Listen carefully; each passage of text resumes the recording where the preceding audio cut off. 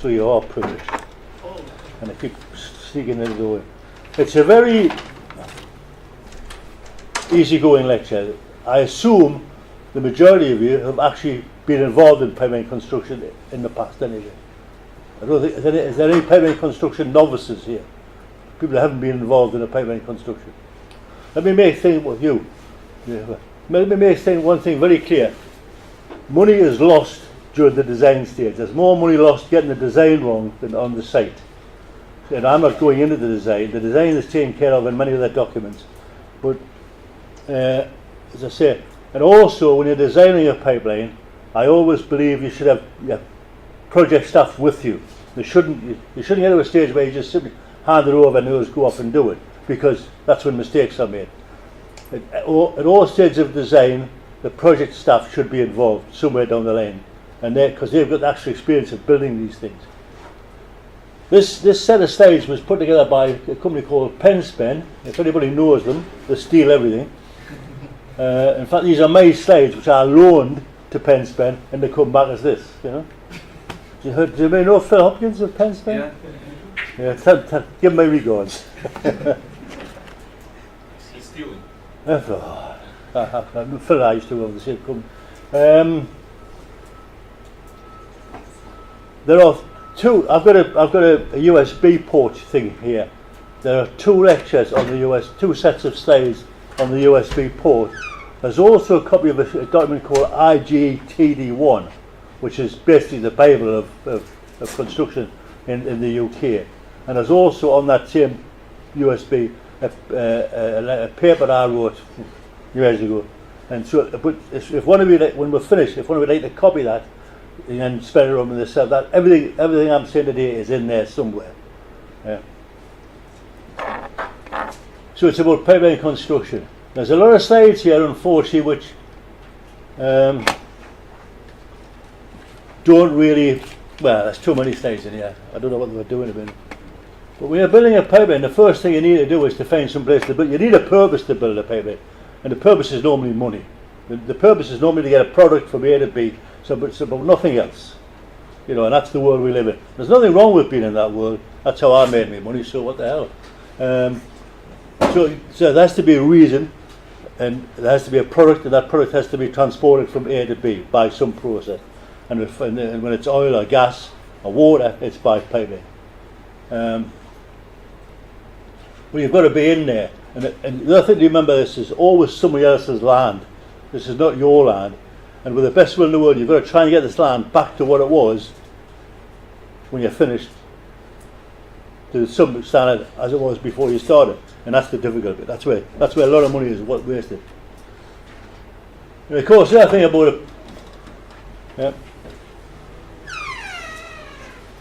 other thing about a pipeline construction is you need a right of way. I'm assuming you've been informed about way leaving and all the rest of them. So rights of way, ownership, rights of entry, all that stuff, all that good stuff. Again, a place where lots of money are lost by not getting that agreement correct in the first place. Let me tell you a story before I start. Many years ago, I cut off a water supply to a field full of potatoes by accident. That cost British Gas £47,000. And the field of potatoes was only about 4 times the size of this room. Because I didn't know well, not me personally, the construction engineers didn't know the water supply was there. So you've got to be very, very careful. And farmers, best as cut and socks, will take every penny off you they can. You know, and landowners for the very same reason. It's their land, they don't want you one. They want your money, but they don't want you one. You know, that's being realistic about. So when you're building a pipeline, first of all you've got to need to find out how long your pipeline is going to be. Now, come to things like pipeline bends and all the rest of it. But you need a right of way or an easement. Now, in the UK, we don't buy the land; we hire the land in perpetuity, and the farmer gets an easement fee based on that agreement. But if anything goes wrong on that afterwards, if you get leaks or many years after, if you're still getting water depression, if you're still getting ponds on his cornfield, then the money keeps just rolling on. It's not a bad way to make money actually being a farmer. If I was a farmer, I'd have every pipeline in the country through my land, make a bloody fortune. The working width, of course, is not just the working width is not just the width of the pipeline. There's a lot of factory. I use the word factory on a pipeline construction. Wagons, diggers, scrapers, welding equipment, high arbs, cranes, you name it, and you've got to get the stuff in there. So the working width is a damn sight bigger than the easement. So when you're negotiating, you see here you've got a working space, but the easement itself, the right of way for future access to your pipeline is very much. Well, you'll pay for all that on day one, and you'll pay for that forever.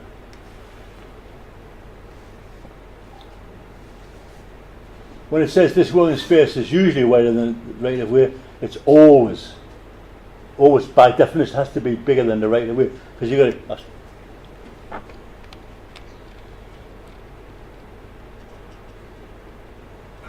I'm trying to get a picture. These are very. See there's the right of way. This is a pipeline. I don't know where this pipeline construction is, but there's a 20 metre working width. That's in English that's 60 feet, isn't it? It's a big area, but there's a lot of stuff to go down there. So you've got to negotiate that first. You've got to get in there. But not only have you got to get in where the pipeline is, you've actually got to get your plant and equipment in there. And you don't want to start at one end. If it's a 20-mile pipeline, you don't want to start at one end and drive it all the way to the other end. So you need points of access all the way down the pipeline route. And again, negotiate with the landowner, the farmer, to allow high arbs, welding equipment, get your personnel in there as well. So it's not just the route itself. It's all the what you might call the arteries that feed into it. We've got to be negotiated, and you'll get some of them wrong as well. There'll be a time when you want to get to an access point. If you want an access point after you've started, it'll cost you money, guaranteed, because he knows you. Can I be French? He knows the landowner knows he's got you by the bollocks, because you want to be in there. You have to be in there, and he's sitting there thinking, "Well, you're not going to get in here, so I want some more money off you." You know, I'm being facetious, but it's accurate.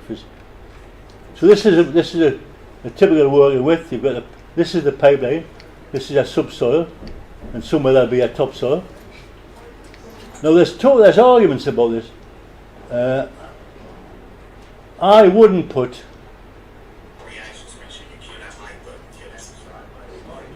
Sorry. I wouldn't put the topsoil there. I've always argued with this side. I would, because that's where the topsoil is where the farmer grows his potatoes afterwards, and he doesn't want the land contaminated. If your topsoil is next to all this that's going on, it's going to get contaminated. I would put the topsoil there. I've always argued with this side, but it's up to you. It's up to you. There's the trade. You don't, there's welding rods, there's dead sheep, there's all sorts get stuck in there. Bits of wood. When I talk about dead sheep, it's actually true. So I think that needs reversing. But I wouldn't knock marks off for you if you got it the other way around, because that's the way the slide is. And of course, the depth of that depends on the specification that you're working to build a pipeline in the first place, whether it's 1.2 metres deep or whatever, depending on your location, depending on the specification that's been written by, I'll call it your governing body. The other thing is you've got to clear the route, you've got to get rid of trees. Now in England, every tree in England has a notice you've got to get permission. Now, any bushes different. Every tree in England needs permission to be knocked down. Every single one. Doesn't matter where it is. So you've got to get all this in here. This is all going to be done before you actually building. It's easy.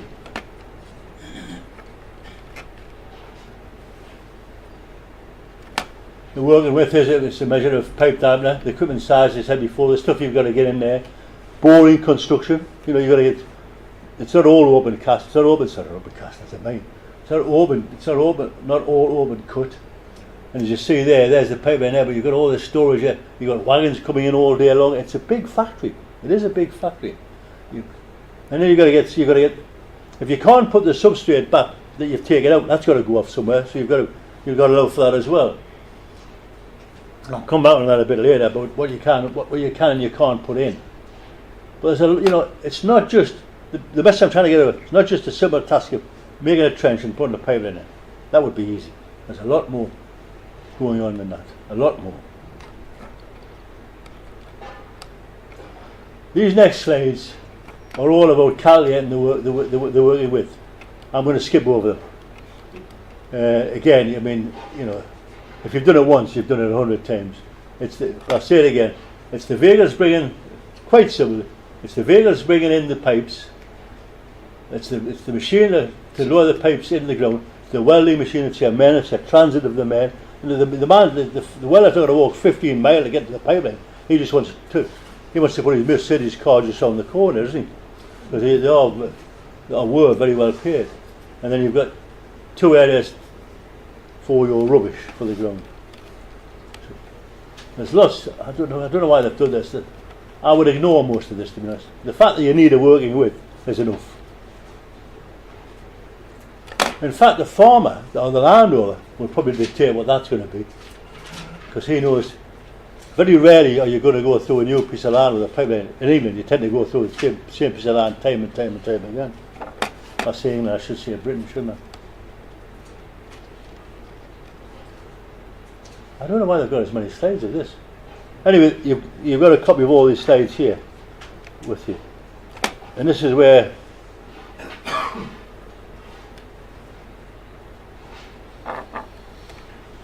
to me that's better. You've got the topsoil away from the construction. This is they call it the ditch soil, which is the subsoil. I would have this. You do not want your traffic close to that, because that's where the farmer loses money. If you put that topsoil back and it doesn't cultivate correctly, you'll be paying compensation, not you necessarily, because you may be constructing. But if you're the pipeline owner, you may actually be paying compensation for years, 25 years, where you get on his crop loss.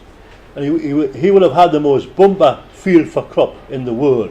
You know, he gets more wheat per square metre than you could even imagine when you're trying to negotiate. I'm saying that, but I don't matter. You know, they've got to make money the same as anybody else. There are areas, of course, where you have to expand the working space. Special crushing, which I'll come on to. You know, you've got to get a man in there, you've got to get a JCB in there, you've got to get all sorts in there, and you might have this is a road here, and you might have to expand the working width there on crossings and whatever, because you might be shoving the pipeline down deeper. Because you're putting it down deeper, you've got to batter the sides further away. Therefore, the amount of land you require is more, but you still got to get traffic. Because you may not get permission to run your construction traffic on this road, because this road could be, you know, it's this BAB road. Roads are very funny in England. So you can't assume you're going to get the right of access by that road, so you've got to make this big enough to get everything you want in there. Industry in this country, if you cross, a number of years ago, you were not allowed to cross the motorway with a pipeline. You could not cross it, when you were designing the pipeline, you could not cross the motorway with a pipeline. They would not allow you to. So if you were going from A to B, and there was a motorway involved, you had to go that way. Seriously. And but because of the congestion now of the whole system, the rules have changed. But they will always be part of your design. Same with British Rail. They will ask you for the method statement, and they will be part of the putting together of the method statement. And they will fine you very, very heavily if you don't do it their way. Because again, it's their land, it's health and safety. You know, they'll put speed restrictions on the trains, they'll put speed restrictions on the motorways. It's all, I keep saying it, boring, it's all about money. It's not about you, it's not about how good you're building a pipeline, it's about money.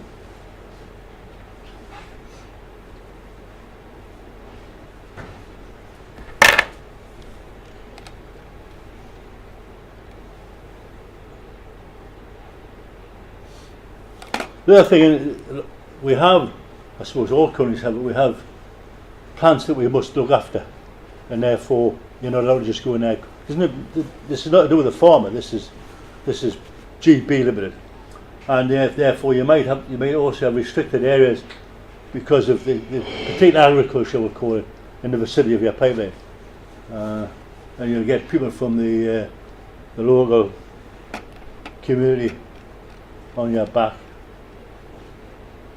you need access roads. As I said before, it's not just about starting at one end. You know, if you're building a 15-mile pipeline, you can't bring pipe in from one end and expect to drop it all the way down the line. You've got to have access points on. So all those need a working width as well. You all need an area.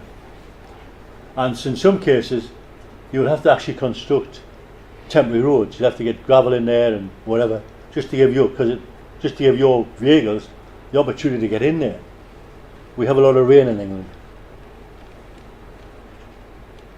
Again, I really don't understand why they've got picture after picture of working with. But there we are.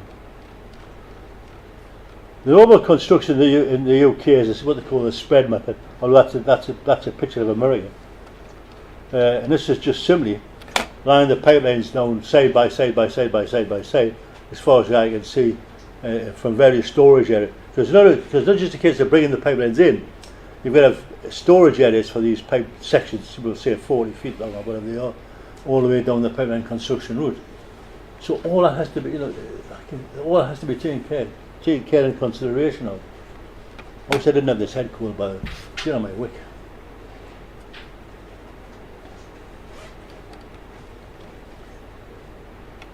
I want a picture.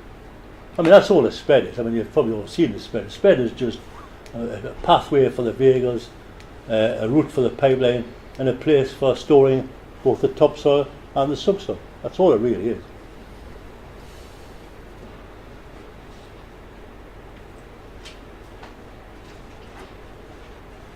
I've never seen many pipelines in this country where there's 250, 300 people working on a spread, but this is obviously pinched from some American. They could. But I mean, the spread length is the length of the pipeline, because although you're moving it forward, the back isn't getting repaired at the same rate. You know, the back will never be repaired. The bit behind you won't be repaired for years, as agriculture takes over anyway. So the spread is quite considerable in length. But it can move between up to 3 kilometres. There's no 3 kilometres with the right amount of equipment in.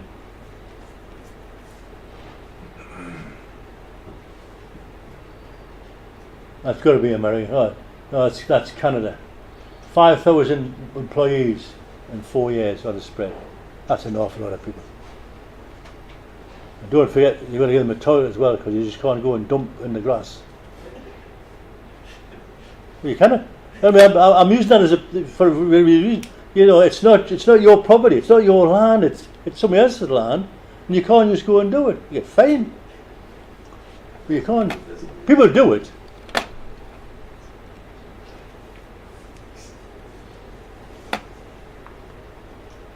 Well, this is. I'll just stop with this slide for a minute. This is it. That's it. That's a good analysis of what goes on. You've got to clear the right of way.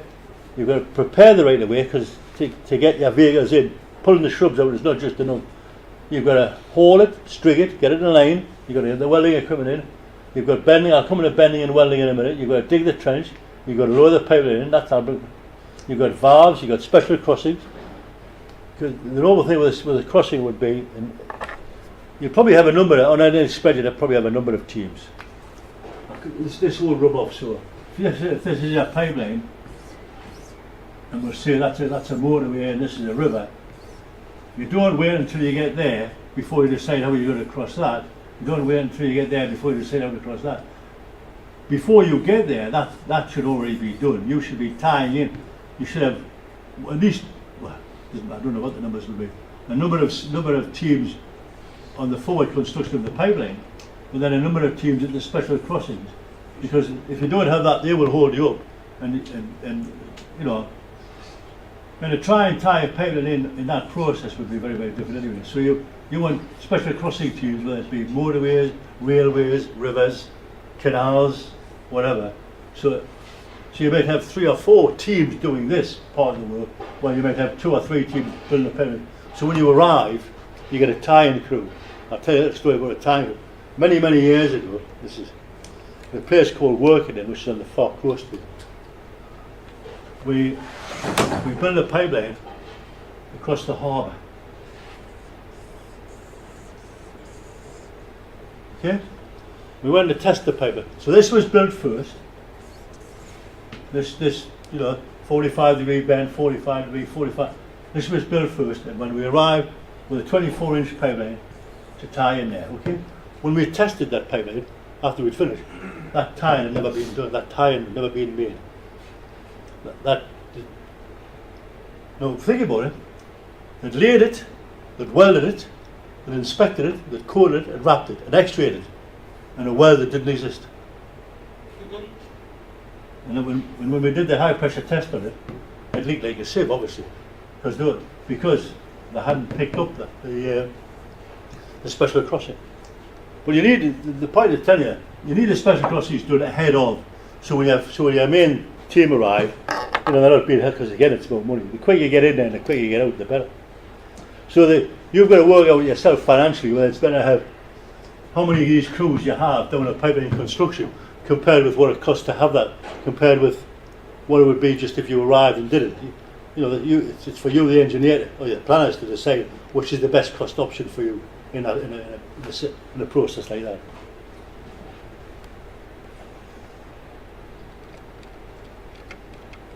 Whole bill is delayed. Well, you've probably all seen some of this.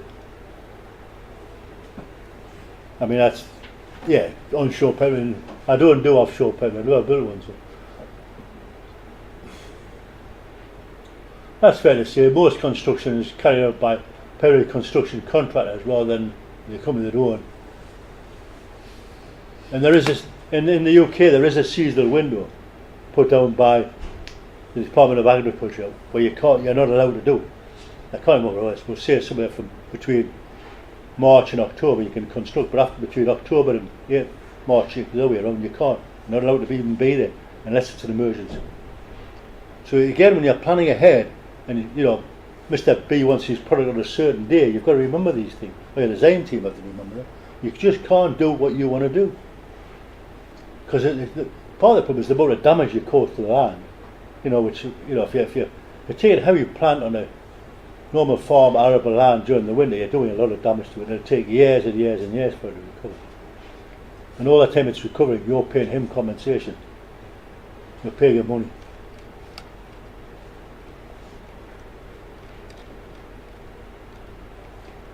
So it's about receiving materials, sending them out, or drainage. When you take this pipeline across a farmer's field in particular, you will have drainage by the school. There'll be lots of drainage, because that's how he keeps his land in an arable state. You will damage that.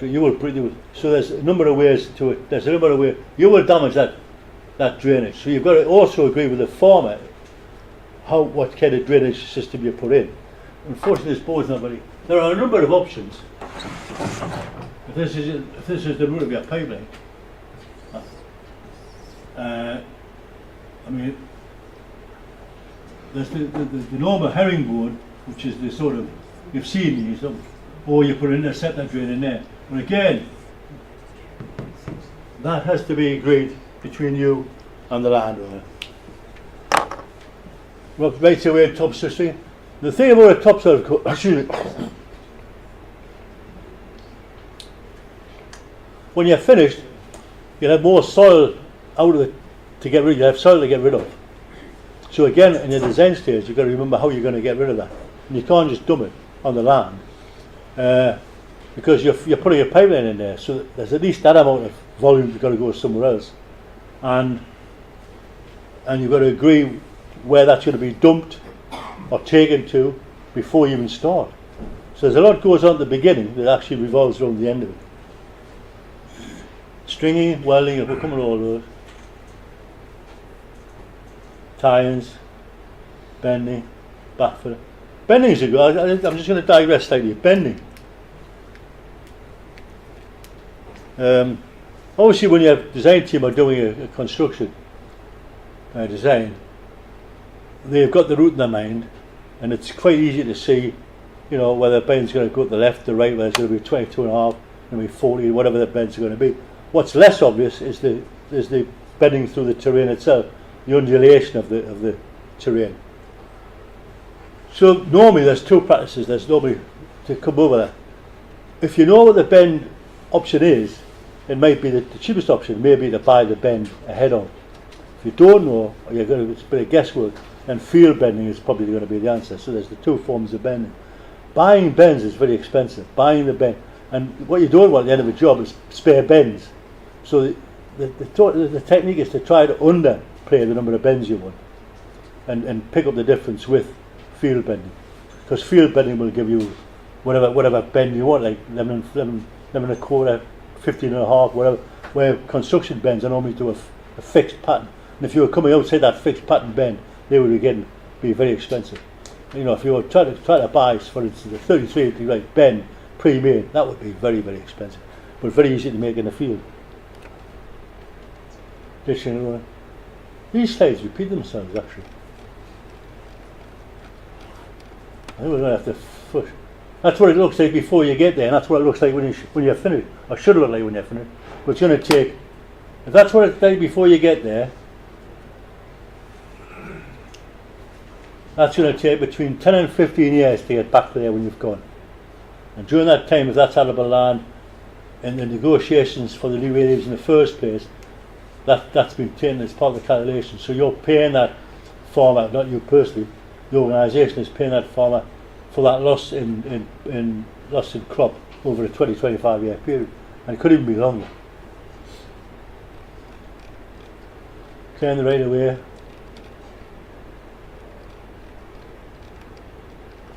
You know, it's not the reason for this side. It's not just all nice arable land. I mean, this is the side of a mountain by the looks of it.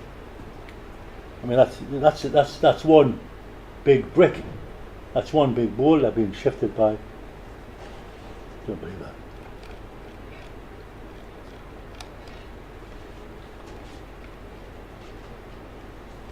that. Again, grading is to give yourself basically a good road in. You don't want your vehicles getting stuck there and cost you. Whatever you do wrong, it costs you money. So this is taking the top. This is just simply taking the tops off and making sure that the spoil areas are well set out. You don't get the topsoil and the subsoil mixed up. There's an area for putting the pipe in, leaving the pipe down. Sorry. There's also an area for the equipment to pass by in an easy manner, and also they've got a space to bring. If it's an automatic welding process, to bring in automatic welding machines as well. Because in my day it was all done by hand. It's all, I would say 95% now is done by an automatic welding process. So all that's part of.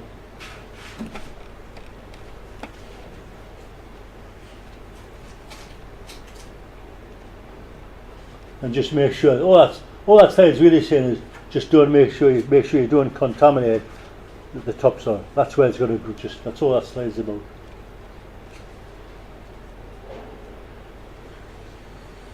As I said before, in the UK, every tree has a preservation order. Every single tree in the UK has a. Doesn't matter how many there are, has a preservation order on it. So you actually you need permission to pull it out. Bushes, not so much. But there are some endangered species of bushes. There's also some endangered species of animals. Has anybody come across the great crested newt? If you're going into a field in the UK that has great crested newt in, you will not get in. You'll just not get in. It'll take you years, because they've all got to be taken out before you get in. And so it's another one is relics. Crossing the road, I crossed the Roman wall here years ago. It took me forever, because ahead of me was the archaeological chief from the university, going at a pace which was 10 times slower than I wanted them to go at. But they've got a job to do. That's what they're there for. You know, they're trying to preserve. It says there, bush. You can't just do that now. You can't just burn bushes now. You know, actually you can shred them, but you must have permission to burn them, because you're polluting the atmosphere. You know, when these slides were made, these slides are probably 15 years old. Nobody thought twice about burning bushes. You can't do that now. You actually need permission in the UK to burn a bush. And that's not a euphemism. And this is the one. These can hold you up forever. I mean, I can't even tell what that is. But that's some archaeology. That's a pot of some description. And that can,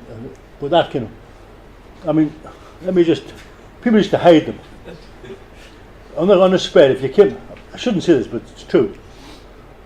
If you're on a spread and you came across that, you would hide it, because it would take you months. It would take you months to get past, because they would be there from all over the. I almost swore there. All over the world to look at these artifacts. You know, don't you mean I'm not anti artifacts, but you know, this is a real world we live in. But I know guys, and they've just been shifted out of the way. You know, put in the bin. I found these books. Get rid of them. You know? I found this. No, get rid of them. We found bones on the Roman wall. It took about 4 months to stop the job for 4 months. We found one human bone on the side of the Roman wall, and they stopped the construction for 4 months while they did all that. You know, I'm not knocking it. I'm making fun of it, but I'm not actually knocking it. You know, it might be useful, but you know, at the end of the day, if you've got a client and your project's delayed by 4 months, and he's got this product that he wants to move from A to B, and that's how he makes his profit, he just stand there, swore again there. He's not interested in your bone, you know.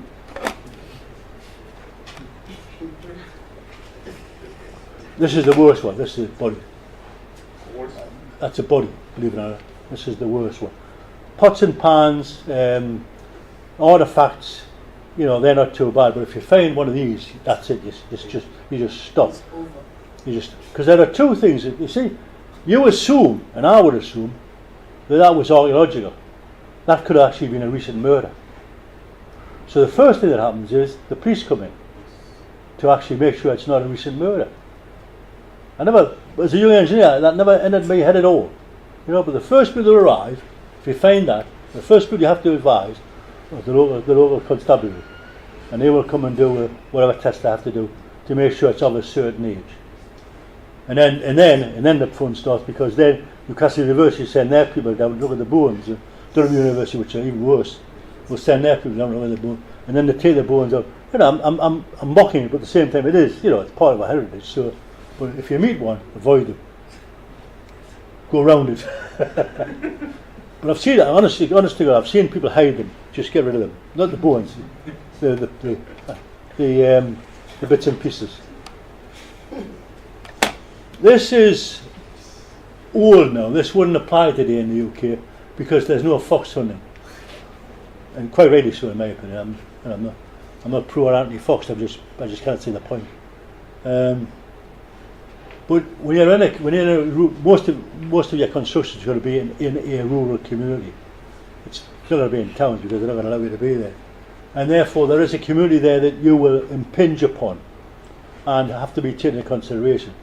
And I've actually once been involved with the local hood, and they're vicious. Not the horses, not the dogs, the people are vicious. Get in their way. That was down in Teesside. So, but again, the point of this being there, it's not just the farm. There are other people who have interest and responsibilities in the land that you're taking your pipeline across, and they don't want you there. And of course, if you ever get to a situation where you've got to cross a piece of land owned by people who breed horses, don't go somewhere else.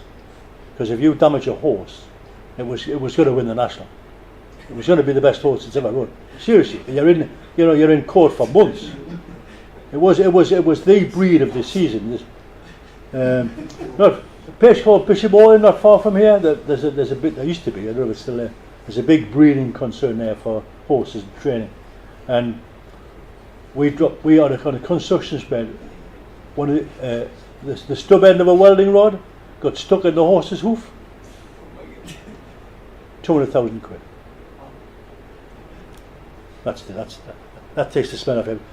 This horse was going to be it was the next Red Rum, if you know what I mean. Oh, you'll find it. That's why I got so much enjoyment out of the job. I was younger, man. I'd go back to it tomorrow. Pegging out, fencing, all very similar. Grading, levelling, making sure that your vehicles can get down there. Again, this going back to the working with for about the 50th time here. Pre-construction. Some of the drainage I mentioned before might have to be put in before you arrive, and some of it's put in after you arrive. Sometimes it's put in before you arrive to make your job easier. Get the water away before you arrive, and then there's the other, you know, because you will create a drain. You're putting in, you know, as you build your piping, you're putting in a bloody big drain. This is, you know, if there's a fall on this, and you're putting a pipe in, you're actually creating a bloody drain. And that water is going to go to somewhere, and it's also going to come from somewhere. And the thing to watch out for, you'll get fined for taking the water away from the farmer there. You also get fined for putting the water in the farm there. Same water, same farmer, but so I am cynical, but I'm cynical with 50 years experience. Sorry? Yeah, just a question. I just wanted to find out about the fencing. Well, fencing. Yeah. Well, applicability of fencing. Is it a must that you have to fence the entire no, not necessarily. Depends again on the landowner. If he's got animals, the chances are yes. But I crossed a moor here at a place called Otterburn, and we didn't have any fencing there. But it's really down to the landowner. The most expensive fencing you could actually land with deer on it. Deer, expensive because it's got to be high. It's got to be high, and it's got to be maintained for a long time after you've been and gone. But no, it's not always essential to put a fence. Well, if the public are there, yes. If the public can gain easy access to your spread, fencing's got to be there to protect them. Again, health and safety. You know. But it's not always essential, and it's expensive. You know, fencing, and you know, it should maybe cost more to take it out than it is to leave it. So you put your fencing in, whatever the fencing may be, and the cheapest option for you is to give it to the farmer. If you like him, if you don't like him, take it away. But seriously, it's actually sometimes cheaper to leave the fencing behind for the farmer to use for his concern. So you're paying for it twice. You're paying for the option of being there in the first place, and you give them the bloody fencing. But these, I keep coming back to them, they're not on your side. They're there. They don't really want you there, but if you're going to be there, they want lots of money off you. Really. Any farmers here? No? I don't know. Wish out. I want a piece of land. I said before, I want a piece of land you want to build. In a place called Crook, not far from here, there's a farm that has 5 pipelines run through his property. I want that piece of land. I've always said that's the piece of land I want. Because it must be worth a fortune.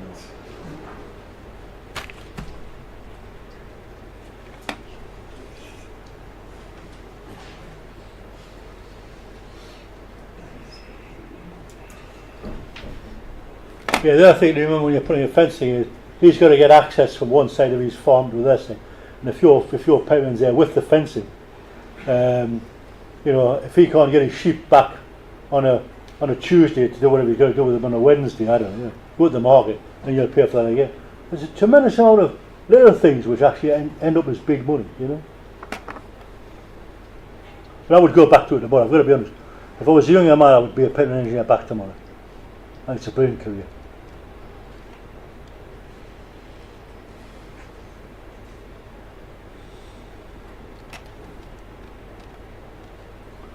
Routes, there were a couple of obstacles in the way, as I said before. A number of years ago, you could not cross. You know, you simply could not cross a motorway. If you look at the UK, that's a hell of a thing. But you could not cross a motorway. In fact, I was pulled up. I gave a lecture a couple of years ago, and I was pulled up for it because that was my memory of the situation. But a guy pointed out to me, who used to work for me, who said, "David, you've got. If you think about it, you have to be able to do it now. The UK is full of motorways." But again, expensive because they will. You put a method statement together, and they've got to say yes before you can move ahead. And if there's an accident, Jesus Christ, sorry, the money, it's extraordinary.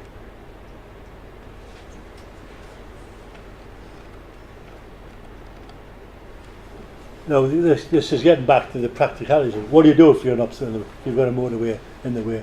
Well, you can open cut it if it's not a motorway. If it's a minor road, you can open cut it. I mean, you can even open cut streams, to be honest, with a bit of luck. I'm saying I flooded a field once. There's lots of ways to get across the land. This is drilling here. That's all it is. It's called an auger, but it's basically just a drill that goes underneath the motorway, pulls the soil out. And this one on the left-hand side. I think although I can't really work that out, That's been jacked. That's been pushed through with a sharp edge on the. This is an auger, wrong way around again. That's an auger which just churns through, and this is jacking. Again, they'll both cause damage to the pipeline. And years ago, when pipelines were covered with coal tar, you would just rip it off. You would rip it off. The thing to remember about crossings is all crossings used to go through sleeves, which were a nightmare. But now it's more, the specification would be for a heavier wall pipe in that area in case the train comes off the tracks, and at 1 in a million chance it's coming off the tracks on top of your pipeline, or there's a lorry comes off the motorway on top of your pipeline.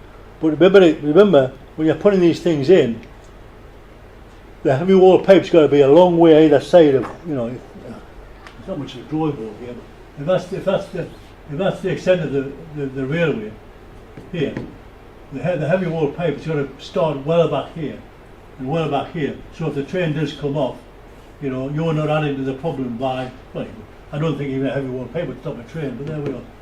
So it's not just the area covered by the road or the rail.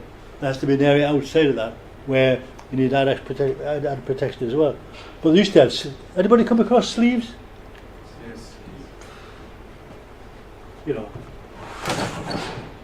Pipeline, sleeve.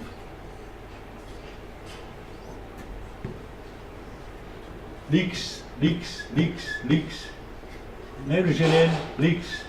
CP system, can't get in there, rots. And somebody had the bright idea of just making a thicker pipe. And you think, why didn't people think that years and years ago?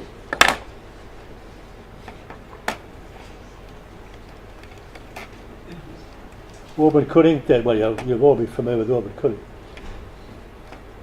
It says railway authorities rarely, I don't think railway authorities ever would allow you to open cut. There would always have to be some form of drilling or tunnelling.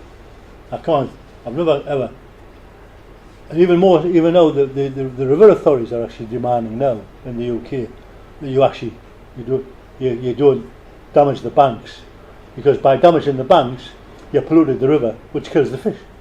So even the river authorities now want you to tunnel or drill underneath the river. Bigger rivers you would have to do that anyway. If you want to come across the town, it's got to be, and it's a bloody big deep hole.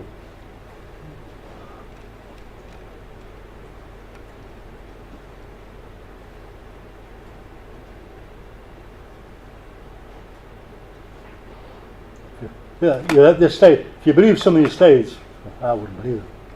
Never mind. Trenches technique, well, not so much for the main auger boring, impact boring, horizontal drilling. Tend to be for the smaller, or used to be tend to be. I don't know if you can. Horizontal drilling used to be restricted about 6 inches. I don't know how the technology's moved on. But this is all going to be taken at when you first draw the line on a map. This is what you're going to start thinking about. You'll be. Some of you will be project team here, and some of you will be design team, I would imagine. When you first draw that line on the map, you've got to remember all the things that have got to occur to get that gas from A to B. There's a lot to take on board. And getting it wrong is very, very expensive. The other thing is, I mentioned before, look at, I don't know what this project is, but look at the number of side booms that's there. 1, 2, 3, 4, 5, 6, 7, 8, 10. There's 15 tractor stroke side booms here that you've got to find space for when you go home every night. Or I've also got to find space for in the tracking up and down of the pipeline.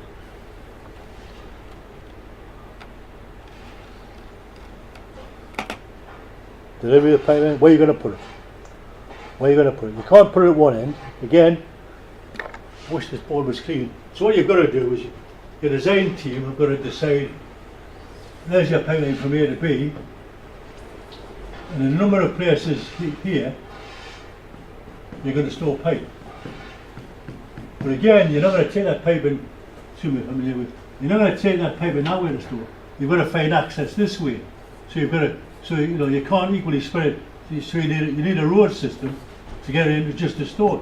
Well, the road system will be there, but it's going to cost you money again, because it's going to be that road system's going to be long, and you're going to put a storage area in it, and that's going to cost you money.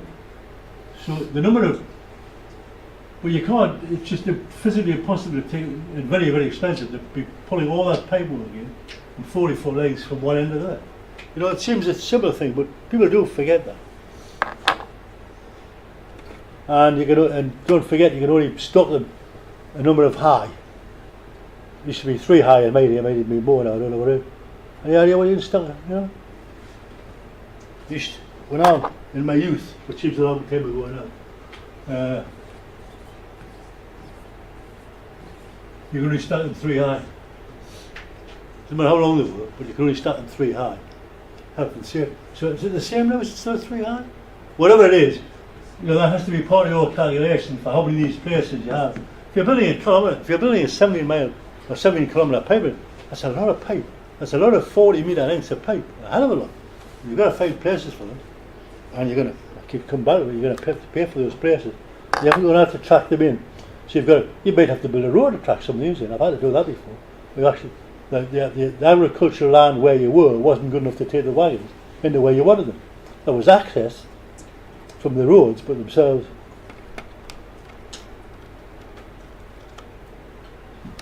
I don't think I was alive then.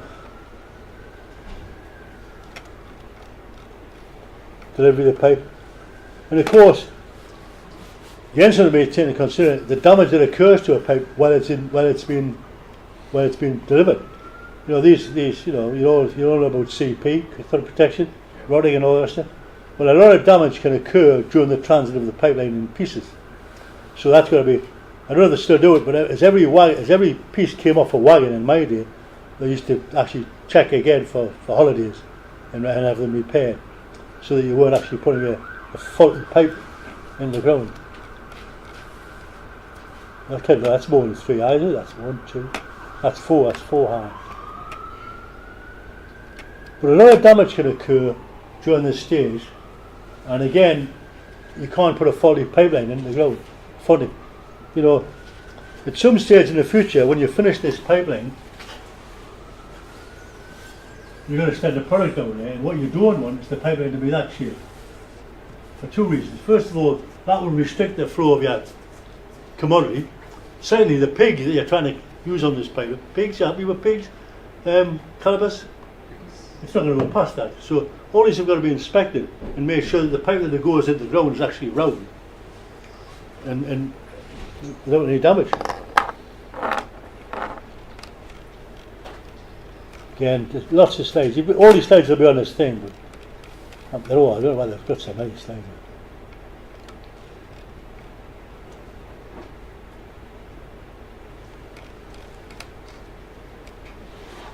That's a good picture of a spread there on the right hand side. But that picture there is to show that it's not all flat. I mean, you couldn't build a pipe over there, but you could always try. Massively, I don't know. Bending, that came before. It would always be an error to buy too many bent pipes, because let's say, for instance, let's say you put a 42-inch diameter pipe in the ground, and you want to buy 42 bend. And I'll guarantee the next pipe you're going to put in the ground is not going to be 42-inch. So you've got all these spare bends lying in a storage someplace. And the next time they build a 42-inch pipe, those have been forgotten about. So the next time there's twice as many 42-inch, and it just goes on, and you get these wastage. So the idea is to always undercut the number of bends you buy. Always be a bit on the cheap side, if you see what I mean, and pick the rest up with field bending, as you can see there. I mean, the machine is it's expensive to operate, but you know, it'll give you what you want. Whereas manufactured bends do not. That's a field bender. These are just. That looks clever, doesn't it? Actually, because you can bend to whatever bend you want. That's 1.5 degrees or 15 degrees.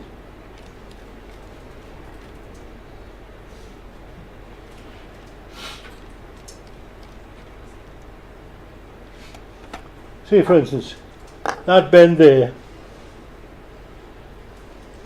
although it's small diameter, I would always buy that bend there. That's fairly easy to deal with. That's a 45-degree bend, and you know that's what you're going to put in the ground. Down here it might be different, but that's a 45. I would buy, as an example, I would buy that bend. I would go to a manufacturer and say, give me that 45-degree bend. But if it was 27.5 degrees, I would make it myself.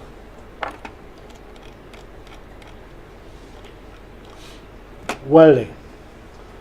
When I was a younger man, the most expensive cars in the car park were welders, because they could make a bloody fortune, couldn't they? Because it's a welder, and most of the welding now is automatic. There was very little automatic welding in my day. I'm telling you about money, you know. But they govern the whole speed which the pipeline is constructed. Forget the preparing the ground, forgetting the pulling the trees out of the bushes. Look, these are the guys. It's their art which decides how fast the pipeline moves. Now, you normally get, it's not just one guy. No, I'm skipping up. This is an automatic process here. The system used to be, and this is why it was so expensive, or could be very expensive.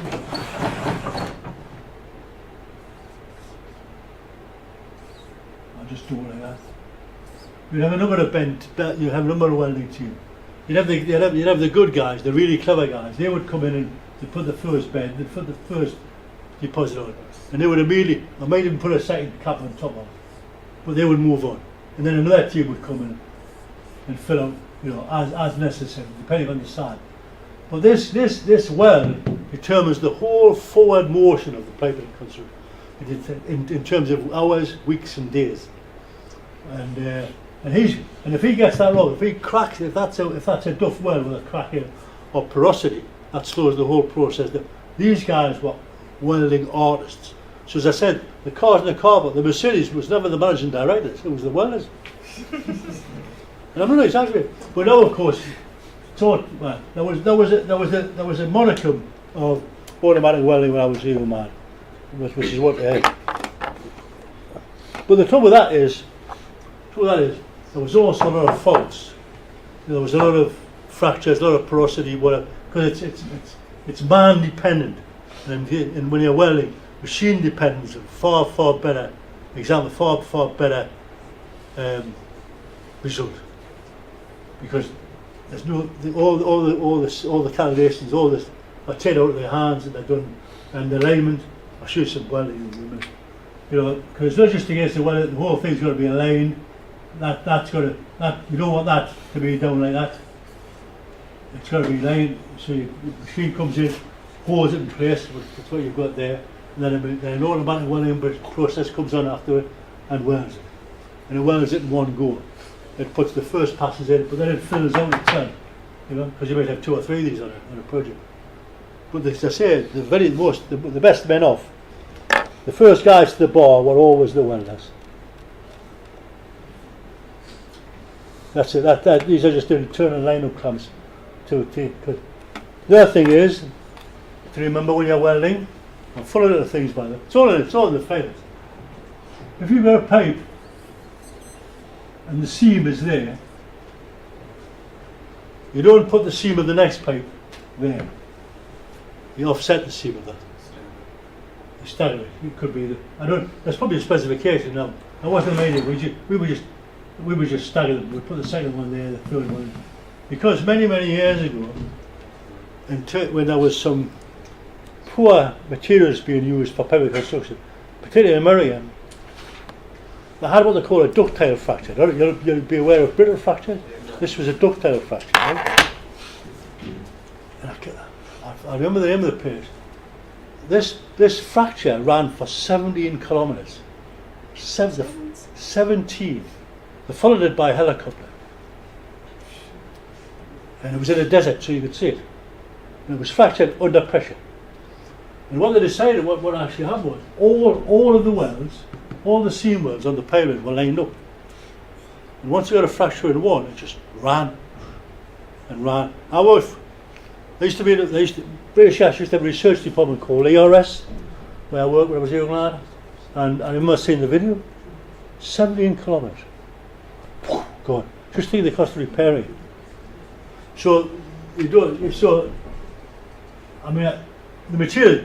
To be fair, the materials have all changed since then. I mean, you know, there's a lot of metallurgy gone into changing the composition of pipes these days.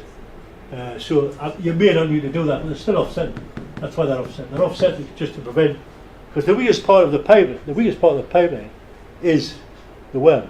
When you come to test them, the strongest part of the pipeline has to be the well when you test it. If you're testing a piece of welded steel, and there's the well, the specification will normally require, if it's going to fracture, that it fractures there before it fractures there. The weld has to be better, I use the word quality, than the parent material.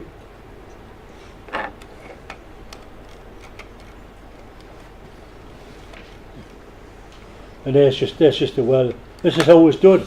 This is just how it was done. It took forever, you know.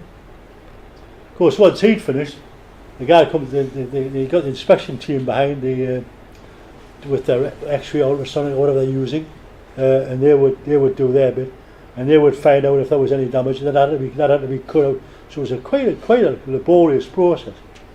And there was no automatic welding process as well. There was, but they were very. And there was also no automatic inspection process, which was so the forward movement of a pipeline was very, very slow to do. Now it's like that. Oh yeah, man. From the slide. It's now 10 o'clock and 2 o'clock for the offsetting of the weld, the girth weld, the seam weld, sorry.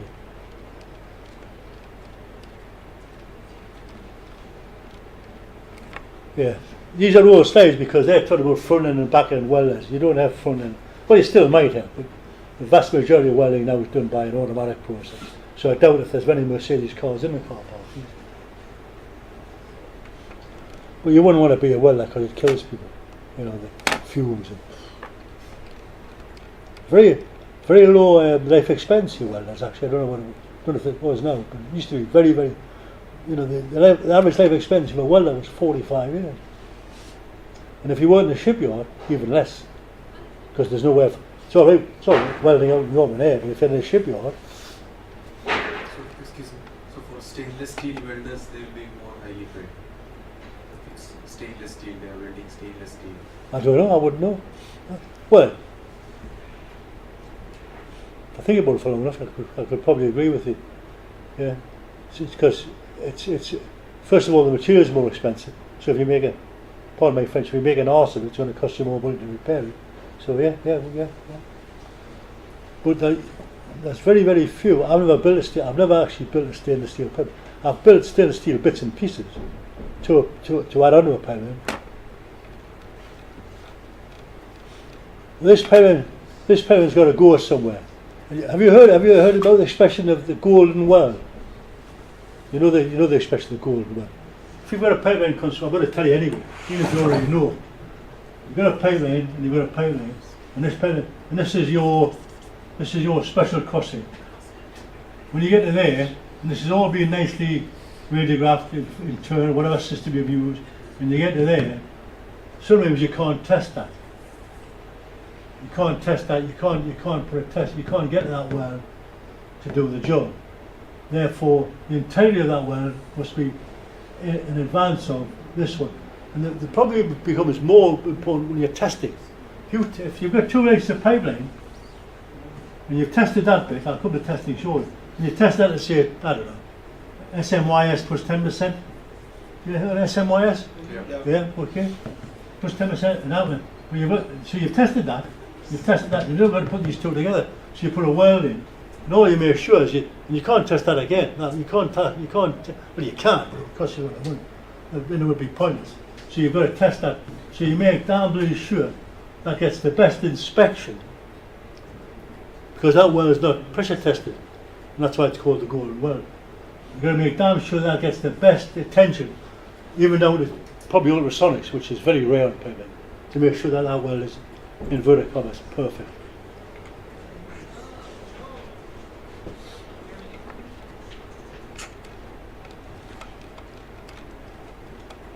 And then you've got, well, again, once you've done all this, you've got a welding inspection. If there's, you've got a team of welding inspectors come along and inspect the weld.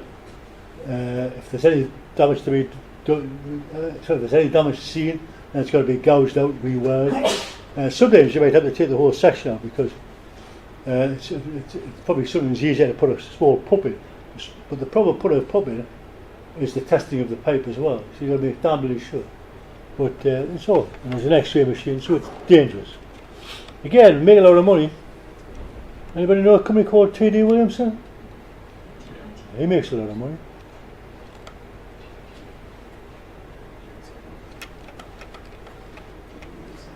Cutouts, yeah.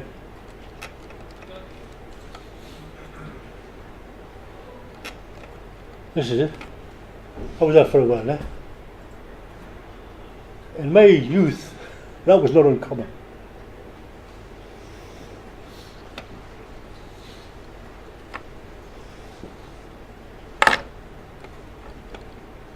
That there is, so the wrong way, is that there. So that there is in the product stream. So any product you've got is going to have turbulence there, which eventually is going to wear the material away. The same, but also any inspection vehicle you put in there isn't going to get past that.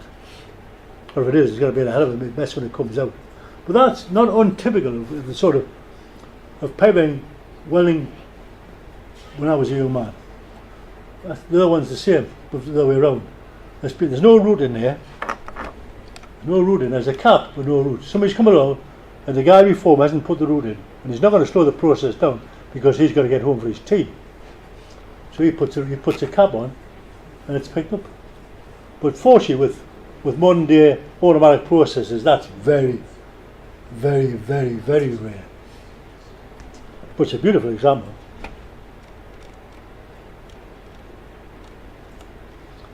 Once you've done all this, of course, you've got to coat this thing.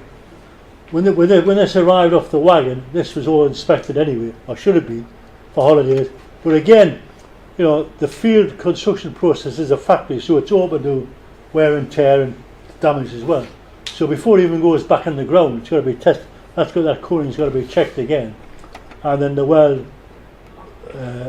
You now get field applied epoxy coatings, can't you, in the field.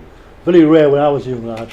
It was always wrapped with some like a couple of RG10 for some reason comes to mind, and they were. But then again, had to be inspected and passed before you would move on the next stage, which was.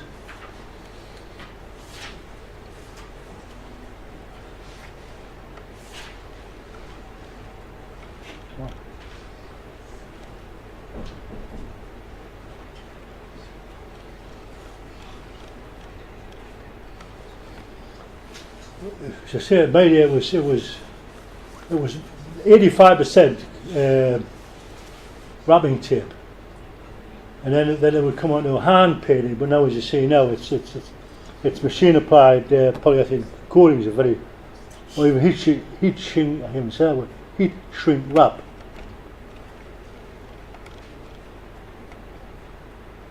And then again, when it's done, it's going to be checked for faults.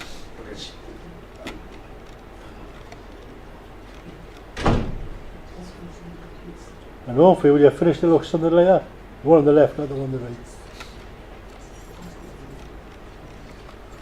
And then you've got to get it in the ground. You've got to get this pipe. You've got to get this pipe in the ground. The trouble is, there's a problem. You can't always put the stuff back in the ground that you've taken out because it's too rough, it's too coarse. It will cause damage to the pipe and coating you've just spent a lot of money making sure it's okay. So there are devices which in fact filter out the rubble and just put a fine base for the pipe and the line. Or you might have to bring in sand. If you're going to bring in sand from a distance away, again it's a lot of money. And the thing is, you probably don't know that until right at the end of the day. It's probably the last thing. But you could actually you could do a solid survey all the way down the pipe. But to hit a spot is very, very difficult. So, and I can't come back. Anything you don't put back in has got to go somewhere as well. You know, so there's the 36-inch diameter pipe. Plus if the ground is not good enough, if the soil is not good enough, that's got to go. And you've got to pay for that at landfill. You don't get that for free. And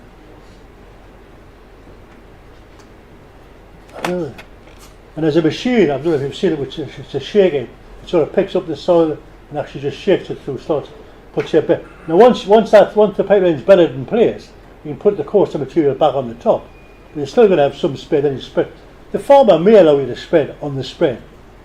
If if it's good quality soil that you've got left, you may allow you to spread on the spread. You may not, of course. He'll do what's right for him, not what's right for you.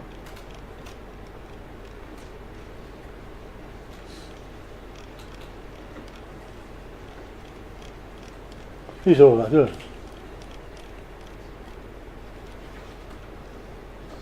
And there's a trench bit. There has been over the course of history arguments about the trenching as well. Do you put the trenching in first or last? Last. I would but some people put it in first. I would put it last because that activity is going to, But if you put it in first, you're not going to cause any damage to the pipelines. But if you put it in last, the pipeline's in your way. So there's a thing to be thought about, if you know what I mean.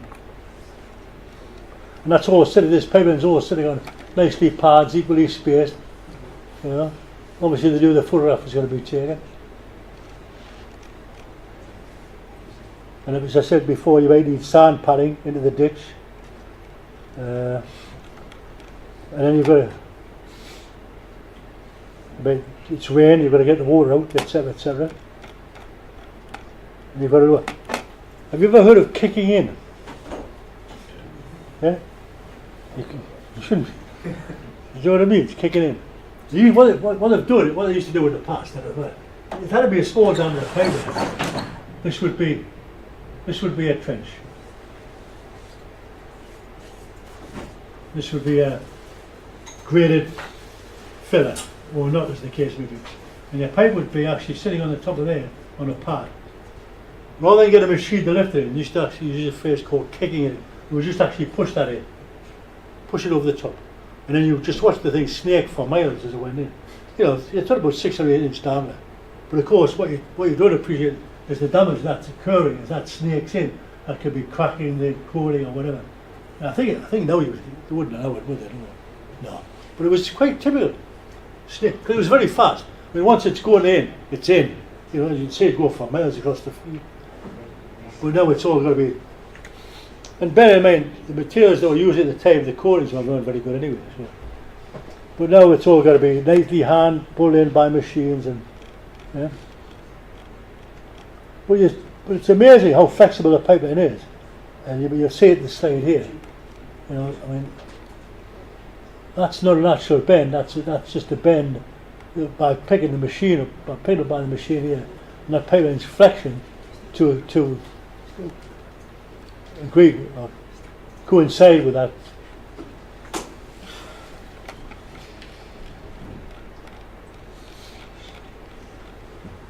You see it there. That's how flexible a steel pipe is. But a lot of damage can be occurred while this is being lowered in. And of course, there's also who goes underneath and who goes above. And that's always been an area for debate. That's a water main. If it's a water main, do you go underneath the water main or above it? I'm asking the question. Under? Why? I would go. Why would you go under? Because you have more depth of cover. Also, if the water main comes, you don't want them going past you to get to their water main. You want to be the lowest thing in the trench. So if they get a leak and they've got to send a repair crew in, you're not in their way. So you're right, under. River crossing. These are all on the slides. I don't want to dwell too much time on it. What's wrong with that slide there? Wearing a hat. Do you think a hat would kill him? What's wrong with that? The trench is thick, like it's just Safety, not protection. safety wise or Safety wise. If that slipped, he's dead, isn't he? Finding the space. He's dead. I mean, he just wouldn't get away with it. I mean, look at the banner on there. Look at this. It's not Yeah. I mean, that might be good soil, but I mean, but it's in Colombia. Did anybody from Colombia? No? I'll tell you, because I am full of this. We built a pipeline a lot of years ago to the west of Durham City, right? And this is the road, and the pipeline's coming this way. Okay, but also there was a footpath here, on the side of the road, and there was no barrier to prevent Joe Bloggs, the pedestrian, falling into there. Not at all. Although there's signs down the road for motorway traffic, for vehicular traffic, there's nothing to stop this guy walking in the dark and falling down a 40-foot hole, because this was trenched either side, hole waiting for a thrust board to go in. So it's a good depth. I arrived the next day, and the welding. And because it's such a restricted area, they can't get the welding machine in the trench. Right? As God is my witness, this is true. So you've got this is the surface, and here you've got a 40-foot deep, got to be 40 foot, massive deep, because of the terrain here. And you've got the motorway, so there's the roadway, and then they've got a reception pit, small reception pit on that side. They've got a guy sitting here with a JCB, a machine which is not meant to be used for lifting, really. It's not a crane. And because they can't get the welding machine into the trench, he has got the support off the end of the JCB arm is the welding machine. Okay? Down here, we've got a pipeline. And he's welding there. He's actually underneath the welding machine. This is the best one. When I actually stopped the job, the one at why, because the response I got from and I've never forgot the lad's name. He said to me, but he's got a hard hat on. I mean, what would a welding machine weigh? A couple of ton?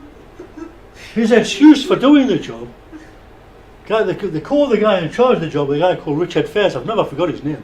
You would never would. I said, Richard, you got to stop. No, stop, you get it. You know. He says, no, he said, what's the matter? He's got a hard hat. I thought he was being funny. He wasn't. I mean, first of all, there's no certificate on the sling. The machine itself is not meant to be lifting that kind of, JCB is not meant for lifting welding machine. But his excuse, his reason, his escape clause was, swore again. Like the welder, you got a hard hat on. He would have drilled a bucket in the ground. But it makes, Richard Fairs. Never forget the name.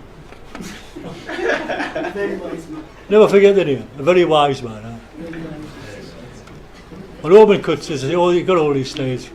Drilled crossings, open cuts. This, Myra tunneling. Richard Fairs. Remember the name? Actually, I know his wife, actually. I mean, his wife doesn't live very far, except they're divorced. But he's still alive, which does surprise me.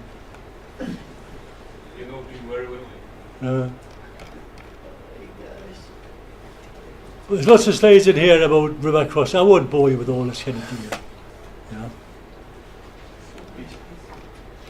We've seen these slides in Phil Hopkins' lecture.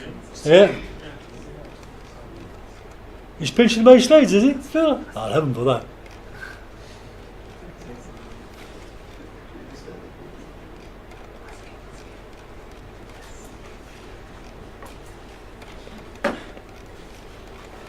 Well, when you've finished all this and you've got it all nicely welded, it's all nicely coated, there's no there's no holidays. Before you put it in the trench, you've got to go over the holiday detector. You've got to make sure there's no flaws in the coding system, because that will make sure that will not stop the CP system working, but it will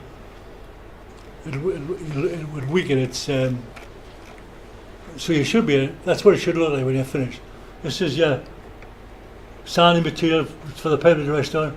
A good aggregated covering around. It's not going to cause damage to the pipeline itself. Then you've got the subsoil, which is compact. The thing you've got to do is you've got to make sure the land you give back to the farmer is almost the same as it was when you took it off him.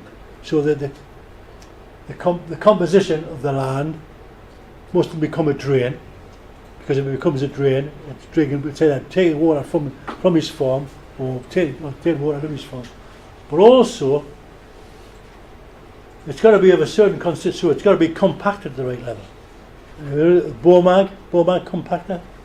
The machine just simply goes along here, and the guy measures the resistance to impact of the ground, so that the ground isn't. You'll never stop the ground subsiding when you've left, but to try to reduce it to an acceptable level. But you have put a drain in his pipe on his land, and the topsoil normally would be over the top, higher than the existing topsoil. Depending on the farmer, depending on the landowner.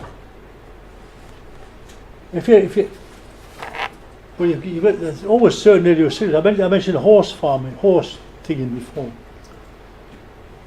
If you build a pipeline, and I'm going back to hand welding rather than automatic welding process, we had to go over the whole of the spread when we'd finished the job with metal detectors and lift up every inch of welding rod that we could find, because that was a lot cheaper than paying compensation for the laying holes, because these horses are worth bloody brilliant. Yeah. So anytime I've ever done it, man. You know, but the landowner, because it's his land. Remember the point of telling the story. It's his land. It's his future. And if you're going to go do anything to his land which is going to reduce his income or give him a problem, he's going to take money off for it. So we actually had to go all the way. But we hired a couple of guys. So we come in with to pick up every single. We were there for days. And then when you finish, clean up, take away the dead sheep, take away anything else you find. I built a pipeline again. You probably don't know where. Not far from Rothbury in Northumberland, and there's two pipelines. About Cummins real simple clean up. I went up one day and there's a farmer. This is what you could be up with. He's carrying a dead sheep. He's got a dead sheep over his shoulders, and he throws the dead sheep into the hole. He didn't see me, because he wants compensation from us for that day. That sheep died somewhere else, could be, but it obviously was one of his sheep on his land. She actually threw the sheep into the trench. And then I didn't stop him there. I just applied for compensation. Got to make money soon. Got to make money somehow. Then you got to raise it, and there, when you're finished, it should look like that. It never does, but it should look like that. Clean it. You got to put walls in. You got to beat the walls. Dry stone walling, marker posts. Reinstatement, clean up. Let this. Put your hedges back. I hope there's some stuff. And then you've got to test this pipeline. You've got to get water in and water out. Again, a major problem, because you've got to get the water in, but you can't just let the water run out again. You can't. You've got to get permission to take water out of a river. You will not get permission to put the water in England. Unfortunately, I'm talking about England. You can take the water away from the river by agreement, but you can't put that same water back into a river. You've got to put it somewhere else. So you've got to pay to take that water. So you've got to get the water in tanker form. You're not allowed to take the water out of the. Well, I don't think. we used to take water out of the river, but I don't think you can do that now. I think the water has to be supplied because you know, if you take water out of the river, you know, you're taking. So again, but it's right at the very beginning, right at the very, use my time, right at the beginning of the project, in the design stage, you've got to realise how you're going to get that water and how you're going to get rid of it. Because it won't, the river authority will not let you put it back in, because they would assume it's contaminated. Doesn't matter how clean you think your pipeline was, they would assume it's contaminated, and therefore it's got to be put somewhere, which is going to cost you a lot. And it's not just the cost of putting it into a reservoir somewhere or a receptacle, it's actually the cost of getting it there. That's a lot of water. Before you ask the pigging, you know about pigging? Pigs, to get rid of the rubbish, the dead sheep, the bits of wood, the welding rods, the odd drunk, get rid of them.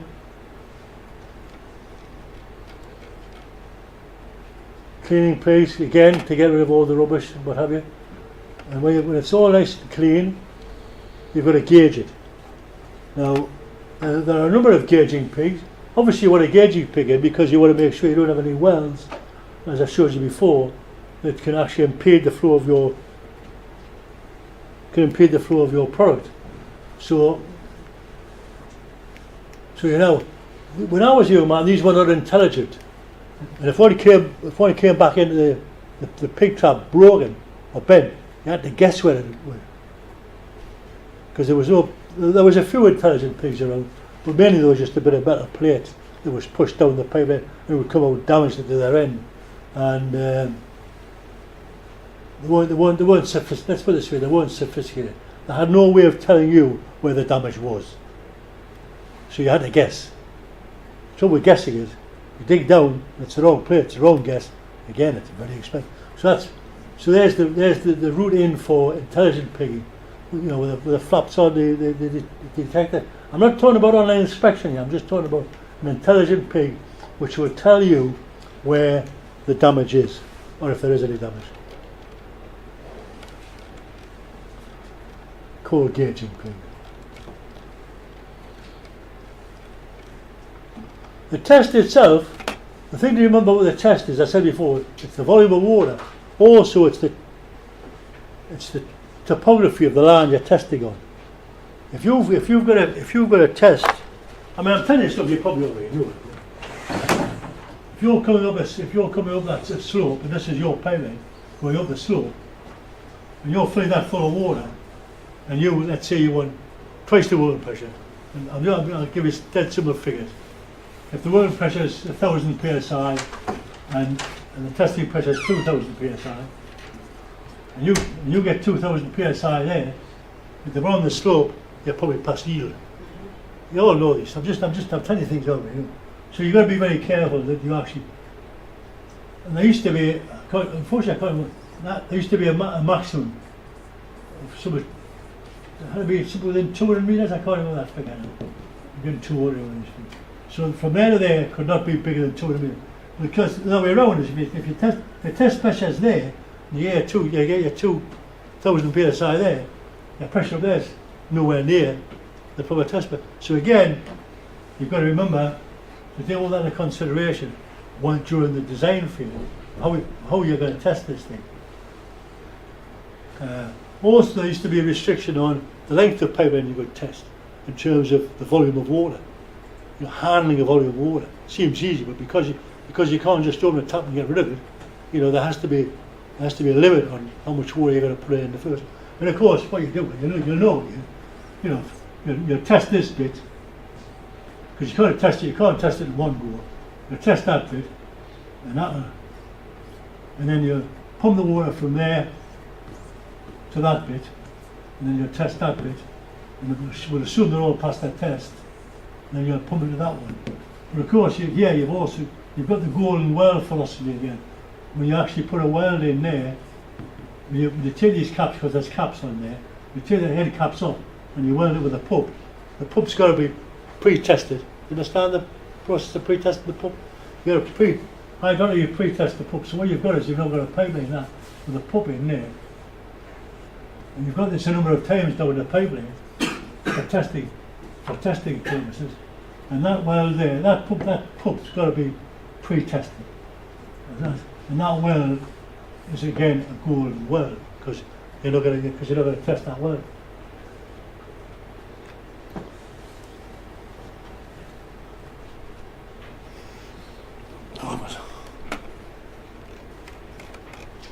Here's more. And you've got to get rid of the water. And you've got to dry it. You can't leave the pipeline wet. Let's say, for instance, you carried methane, natural gas. If that wet methane gets into a governor station or some device to control the pressure downstream, you'll get hydrate formation within the methane, and that will basically bugger up your equipment. So there's a specification, there's a tolerance level of how damp the gas can be when it arrives at the station. Whether it be a compressor station or a decompressor station is almost around. So you've got to get the water down to a certain level. Now the obvious way is to put dewatering pigs through and just push the water. But there are dozens now of ways of getting rid of the water. But again, there'll be a specification in the design code that tells you just how dry that's going to be when it arrives, when you're finished. Because it will knock up the whole process.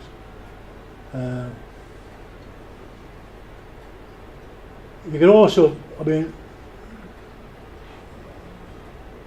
used to put all kinds of weird stuff down to dry these pipelines, which would probably kill most things. But no, I think once you've got the vast majority of the water out of the way by pigging with some device, vacuum drying seems to be the flavour of the day. Would agree, because I've been involved in it for some time. Vacuum drying gets it, but again, you don't want to put too much of a vacuum on.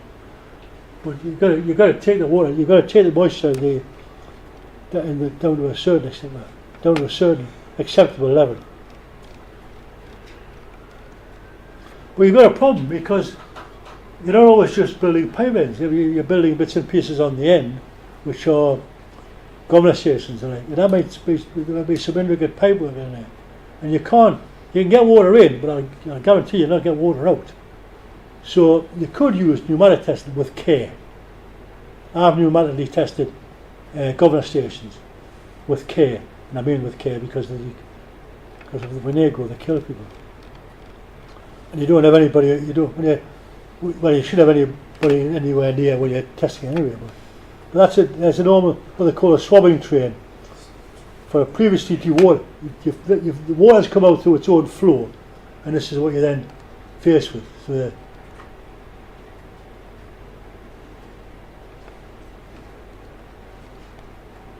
So you've got, there's your gas, you've got nitrogen plug, then you've got an methanol plug.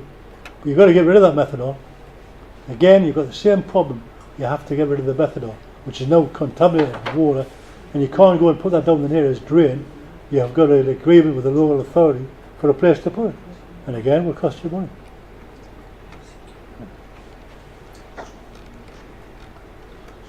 So you now got a pipeline there which hopefully will do the job it's supposed to do, and will carry the product it's supposed to carry, and if it's dried, so it's not going to cause any. It's got no defects in it. But you got to tell people where it is, because you got to fly. In the UK, they fly these things by helicopter once a fortnight to make sure that Mr. and Mrs. Joe Smith aren't building that bungalow on the top of your pipeline, which could be a very dangerous. These are just pipeline. These are all on the slides. They're all, to me, they're all American anyway. And with a bit of look, that's what it should look like when you're finished. You would.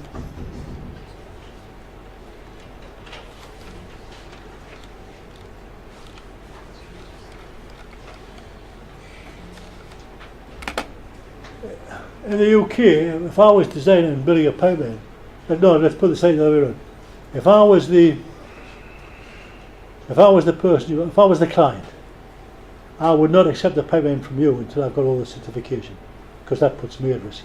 If I'm accepting the pipeline from you, and I don't have the test, if I don't have the hydraulic test results or the pressure test results or whatever, and there's a pop, I'm as guilty as you are.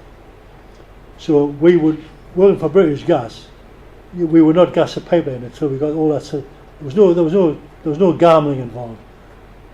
But then again, they had lots of time to make their minds up. You weren't building a pipeline to be used tomorrow. You were building a pipeline to be used 2 years' time. That's when the demands were going to be. But you've got to be very.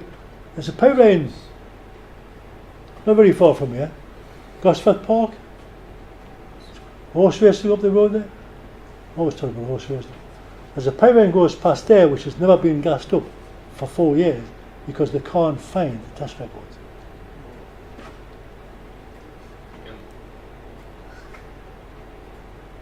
You're almost speechless, because the second and funniest thing is now they say they actually don't need the pipeline. So you think, well, why did you build it in the bloody first place?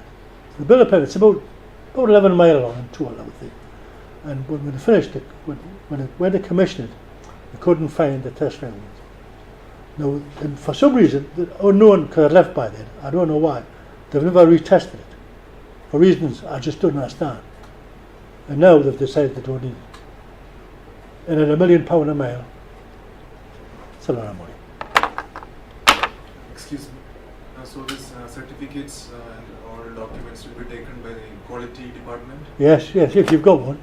Yeah. Not everybody has a quality department. So some of us, they do, well, most people do now, but when I was building pipe, we were our own quality department. We were our own quality assurance department. There was nobody looking over our shoulder saying, you've got that wrong. That was wrong. We had no audit system. Now, I'm going back 30, 40 years, you see. There was no audit system. But we never killed anybody. But that was probably by good luck rather than good engineering or good management.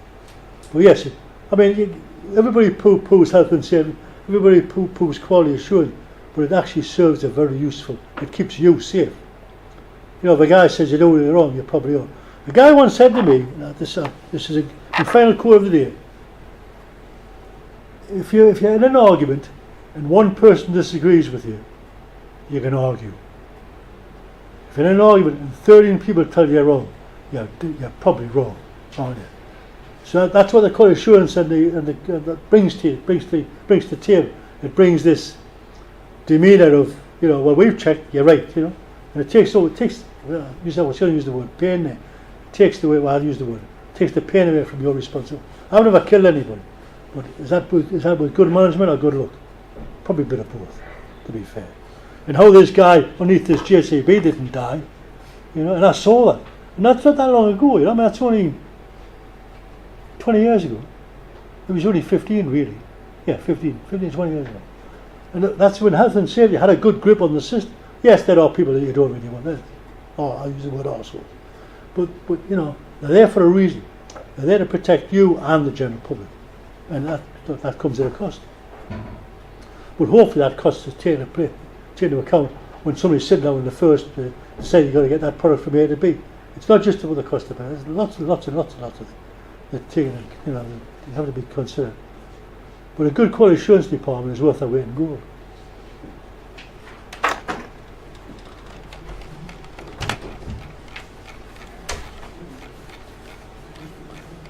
I think I sort of rushed through that. Right, now then. In this, I'm going to. Can somebody got a laptop that's awake? On here. Those lecture notes are only on Blackboard. Sorry? This lecture notes Yeah? only on Blackboard. Are they? Yeah, I did print it out. Oh, I didn't know that.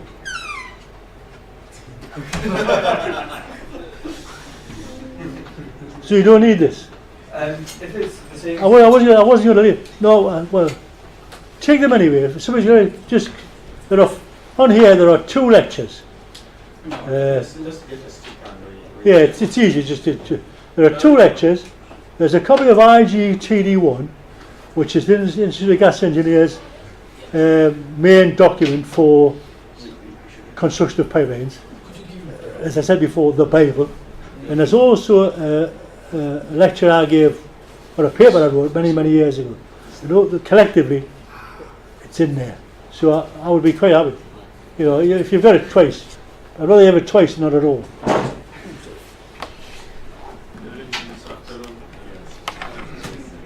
That's all right. So,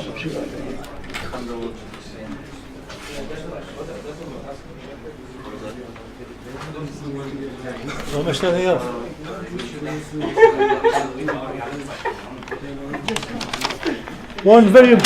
One final very important thing I missed out when we talked about testing is air content of the water you're using must be below a specified level again, because otherwise it becomes pneumatic rather than hydraulic, which in itself is dangerous.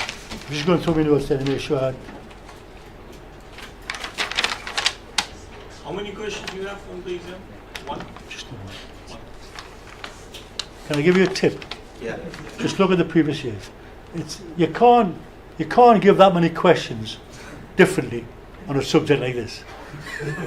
Can you? But we don't have last year questions on our blackboard. Well, get the year before then, Yeah. or the year before that. Now we have. It's very. I'm not going to give it a bit of paper. If you look at previous history, the exam question doesn't alter that much. It can't, because this is not a mathematical quiz. This is a lifestyle. If you see what I mean? This is not a mathematical question. This is not A equals B plus C. This is a process which hasn't changed in, So all the exam questions of the last 19 years have been very, very similar. I've changed the lecture slightly in the 19 years. For obvious reasons, The only thing that's changed is technology's moved on a bit, and I've tried to incorporate that what I do. So, Be patient.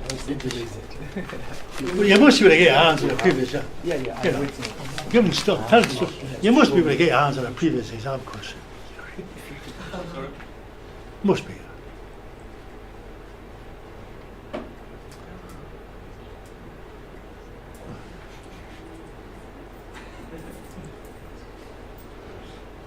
Let's put it this way. There are a number of elements which go to build a pipeline. A number of definite elements. Try to go through some. For instance, this is my crib sheet. Root clearance, storage. This is not all of them, by the way. I've just paid them through around. Welding inspection, testing, final reinstatement, commissioning. Blah blah blah. There are.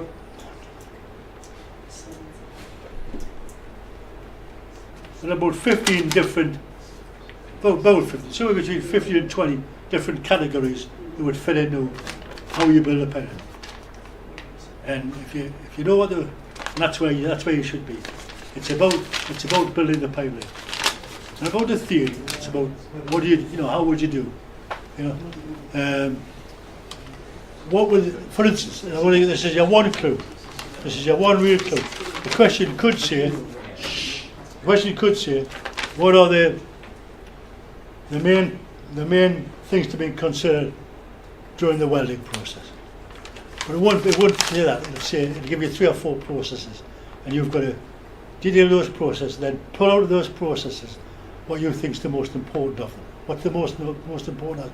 I mean, testing, for instance, you could say, well, okay, the main process is to test that pipeline, but also the main process to get the test results correct. I.e., if you're going to, you don't want the slope to be too high. You don't want to be taking a test pressure there because the test pressure there is going to be too high. So that's the way that's the way the paper goes. But the paper is built on reality. There's no guesswork in the paper. There's no sums. There's no A equals B plus C. It's what It's your. It's what are the elements of basically what are the elements of building a pipeline? What are the elements required in the construction of a pipeline? It's a little bit more than that. But if you got that bit, you'll get it. Question based on this one here. Is it possible to get high mark from your question, from your part? Well, I mean, I would be, if I was sitting there, I'd be asking the same question. So, my. Some of the guys are marking. They're saying that at the first level, they're saying it's impossible to get high mark. My question's worth 25 marks. Yeah. I've given somebody 23 before. I've also given somebody 2 before. I've also twice called people copying, where I got 2 papers which were absolutely identical. I mean, even in the spelling mistakes. An exam. How is the person? I have no idea. They're very foolish or very clever. Take your pick. And the lucky thing was, I picked one up after that. I'll tell you why my exam papers. No, seriously, it's my last lecture. It doesn't matter what I tell you today. I read the paper, and then I read the paper. In my mind, I give it a mark. And I'll take one paper, and that'll be my standard. So let's say I give this guy in my head 6. Just say 6, a bit of it. I will mark the next paper against him in my head. There's no A, as I said, there's no A equals B plus C plus D. And eventually, I read them 3 or 4 times until I'm confident. You've got to convince me that you know what you're talking about. If you can convince me that you know what you're talking about, I will give you a good mark. You know, the fact you might have an error somewhere, you know, you might say that, you know, I said there, 200 feet, 200 meters. The fact that you might give me, that was 100 meters, I wouldn't mark you down for that. The fact you know the fact you know there has to be somebody to take into consideration for there is enough for me. You know, I don't even know what that distance is now. The fact there is a distance, the fact there is a height difference is more important to me than knowing exactly what the height difference is, because the specification which you're using to build the pipeline or design the pipeline will tell you what that's for. You know, that's not guesswork. When you get a brief to build a pipeline, people will, you know, that'll be within the construction design brief. That figure will be there. It's not a figure you've got to invent yourself. That's why I don't mark you down if you get it wrong. I mark you down if you miss it out. I mark you down if you didn't realise there was a difference. There's a problem there anyway. I would mark you down if you didn't realise there was to be a gold well. I might ask you. I'm not going to say I'm going to ask you about a gold well, but for instance, if you were discussing hydrostatic testing, I would expect you somewhere in the script to mention the problem of the gold well, the final well in the system, which you can't test. It's the same about you know, where you're pressure testing from pump to pump to pump to pump. I'm quite an easy marker. I want to know that you know what you're talking about. I don't expect you to be an expert. You're all too young to be experts. You know, you've got to get to 72 to be an expert. You see, that's what I'm saying. I've just had an argument with them about it, with the college. That I'm being recorded, by the way. I'll try and be very careful what I say. I can't mark it like. I can't give you like 3 out of 10, 4 out of 10, because there isn't a 10. You know, if I do an algebra calculation, I know what the answer is. The answer is x squared. But if you're building a pipeline, it's not x squared. It's whatever you think it should be.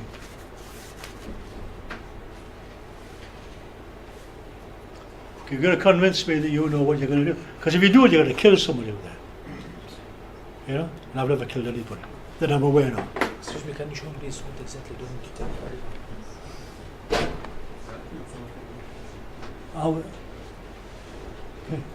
Yeah, I don't have a mouse. You don't have a mouse? No.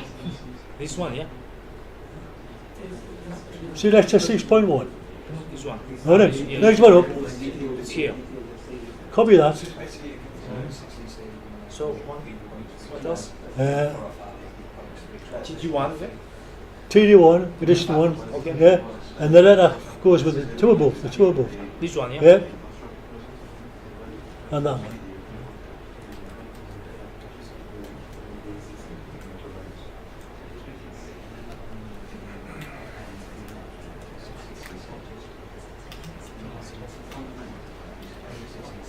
Those three. There's one missing.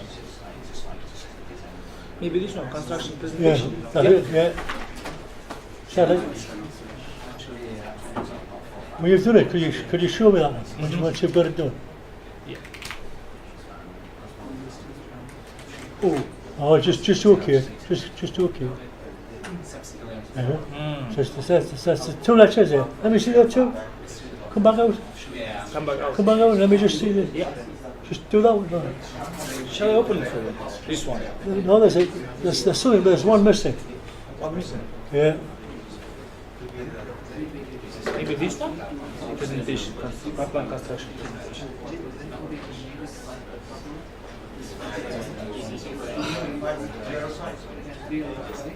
Or I will open it like that, bigger. Can you? Maybe somewhere here. That's why I thought it's about 6 it makes sense to do that.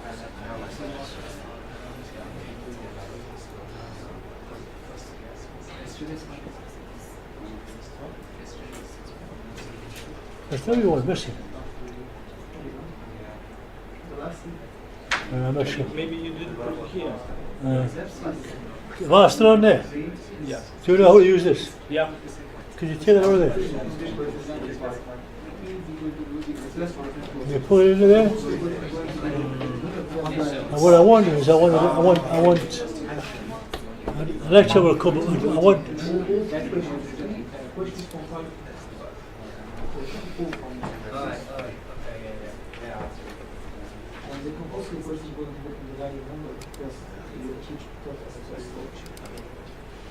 that's the one I want to give you. That one there. Okay, it was there to be honest. Is it? You got it? Yeah, I wrote that. Yeah. Shall I take it? Yeah. Yeah, if you want to say I that. need to Yeah. pull it out. Pull it out, yeah. That's all what I've said today in writing on a paper I gave when I was a child.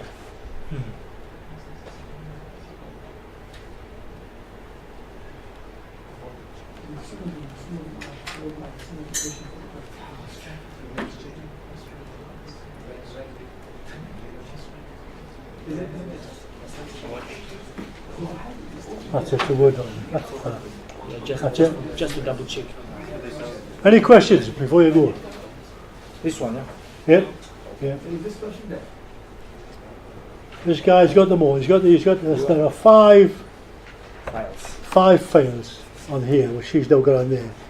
And if they're on, what's that program you said they're on? Blackboard. Blackboard. Well, he's got them now anyway. So you've got yeah.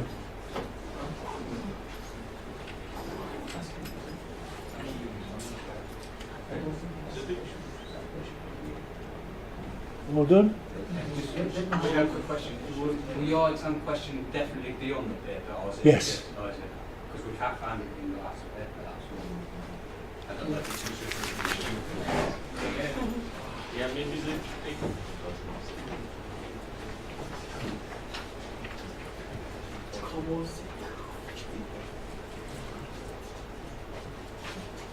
Oh my god, it's 10 minutes to the end of the class.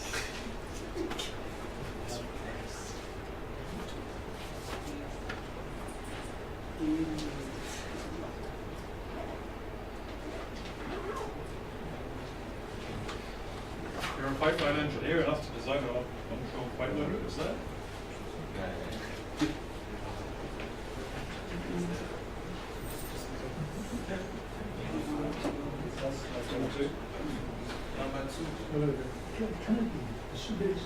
Is what it is. So say this is not very has one leg and only the other. You should limit, you know. There's a yes and no answer. There's no yes and no answer. That's what it is. Do what you did. Yeah, concentrate. You won't be.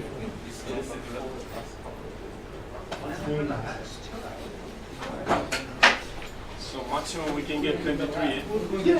Well, it's the highest I've given. As I said. Yeah. Well, these two papers were identical. I don't know how that was done. I don't know how you can get two papers absolutely identical. Two answers, sorry. Word They memorized from the same source. word for word, spelling mistake for spelling mistake. I don't know. They memorized the same source. What I don't know is if they got through it. I don't know if these two guys actually got through the whole thing. I've got no, 'cause I get no feedback. When this is all over, I don't know how many of you pass and how many of you fail. They don't. Can I ask, if we had like this situation where two people had the same papers actually, what would you do? Would you penalize them for that? No, I'd reset them. I'd write two more, I'd write less. What I would do, I don't know what the issue would be. Because when we do the exams, there is a people walking around the room and checking it. There is no way you could have a copy from.